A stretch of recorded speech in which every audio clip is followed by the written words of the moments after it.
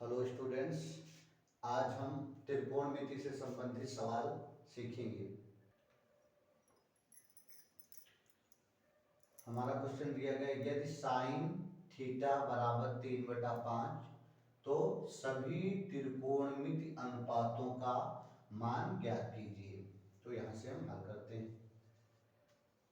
हल जो चीज दिया गया है उसी को पहले लेकर चलना है हमें। तो दिया गया है साइन थीटा बराबर 3/5।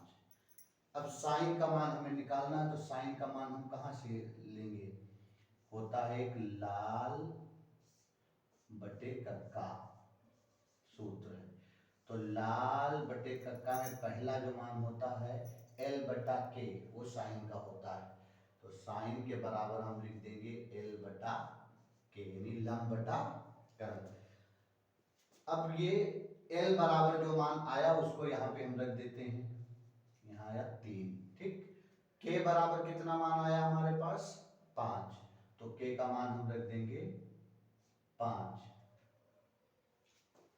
अब जो मान नहीं दिया गया है त्रिभुज में, अब देखो इसका लंब निकल आया, कर्ण निकल आया, आधार नहीं दिया गया, तो आधार का फार्मूला लगा के हम आधार का मान निकाल लेंगे। तो आधार बराबर होता है कर्ण स्क्वायर और माइनस लंब स्क्वायर।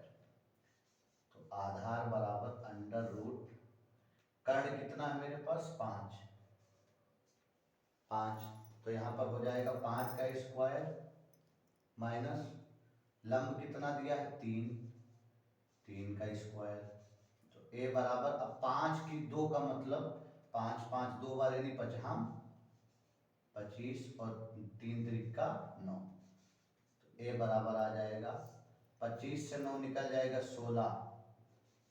16 का वर्गमूल निकलता है 4। जो 4 निकला ये हमारा आधार, तो इसके जगह पर हम 4 रख देंगे। अब जितने भी त्रिकोणमितीय अनुपात होते हैं सबको निकालना है हमें। तो साइन के बाद आता है नंबर कॉस का। कॉस थीटा बराबर क्या हो जाएगा? होता है आधार बटे कर्ण। तो आधार हमारे पास कितना आ गया है? 4, और बटे कर्ण हमारे पास पहले से ही है 5।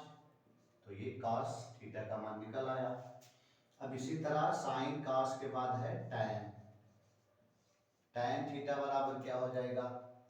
L बटा के साइन का होता है, A बटा के कॉस का होता है, और L बटा ए टैन का होता है। तो हो जाएगा L बटा ए, यानी लंब बटा आधार। तो लंब कितना दिया है हमारे पास? लंब है 3, और बटा आधार का मान कितना दिया है? 4। तो ये आपका टैन निकल आएगा।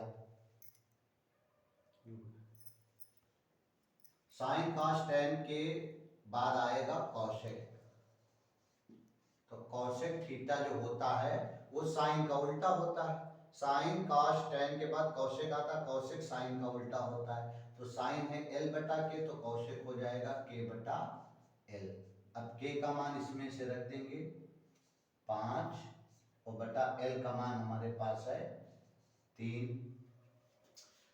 अब कॉसेक के बाद आएगा सेक। सेक किसका उल्टा होता है? सेक कास का उल्टा होता है। तो कास है आधार बटे कर्ण, तो सेक हो जाएगा कर्ण बटा आधार। अब कर्ण का मान इसमें से निकालेंगे 5, और बटे आधार का मान हमारे पास है 4। तो ये 5/4 निकल आया। 6 त्रिकोणमितीय अनुपात है। तब इसके बाद आता है कॉट का नंबर। कॉट किसका उल्टा होता है? कॉट होता है टैन का उल्टा। टैन है लंब बटा आधार, तो काट हो जाएगा आधार बटा लंब। तो आधार का मान कितना है मेरे पास? 4, और बटा लंब का मान कितना है मेरे पास? 3। तो इस तरह हमने सब एक त्रिकोणमितीय अनुपात का मान दिया था, 5 त्रिकोणमितीय अनुपात का मान निकाल लिया है। तो यही हमारा आंसर हो जाएगा। धन्यवाद।